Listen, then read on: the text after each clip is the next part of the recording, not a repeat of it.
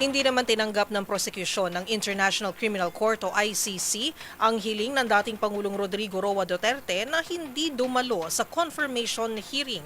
Ayon sa ICC o prosekusyon ng ICC, physically at mentally fit si Duterte at hindi umano dahilan ang kanyang edad o pagod para hindi dumalo. Ang tugon na sa hiling ng kampo ng dating Pangulo sa report ni Rovic Manuel. Tinutulan ng mga prosecutor ng International Criminal Court o ICC ang kahilingan ni dating Pangulong Rodrigo Roa Duterte na hindi dumalo sa nakatakdang confirmation hearing dito sa February 23. Ayon sa ICC, walang sapat na dahilan para hindi makadalo ng personal ang dating Pangulo dahil fit o may kakayahan naman umano itong lumahok sa pre-trial proceedings. Ito ay matapos na muling igiit ng legal team Duterte na ito ay matanda, pagod at mahina na at hindi makadadalo sa pagdinig.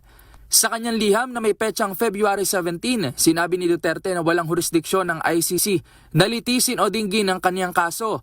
Ayon dito, basta na lamang umano siyang isinakay sa eroplano patungong Dahig at naniniwalang dinukot o kinidnap umano siya sa utos ng Pangulo ng Pilipinas. Sa kabila nito, sa isinumiteng tugon ng prosecutors, ang claims umano na yan ni Duterte ay patuloy na pagpapakita ng pagtanggi ng Pangulo sa pagiging lehitimo ng paglilitis laban sa kanya sa hukuman.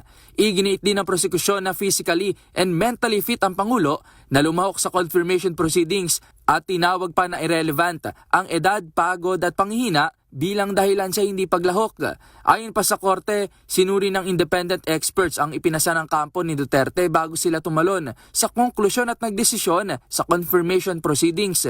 Sa ngayon, magpapatuloy ang pag-usad ng kaso at ang nakatakdang confirmation of charges laban sa dating Pangulo na magsisimula sa February 23, kasunod ng pagbasura ng ICC sa hiling ng kampo ni Duterte sa hindi nito pagdalo. Para sa MBC TV Network News, ito si Rovic Manuel ng DZRH TV. Una sa Pilipinas, una sa Pilipino.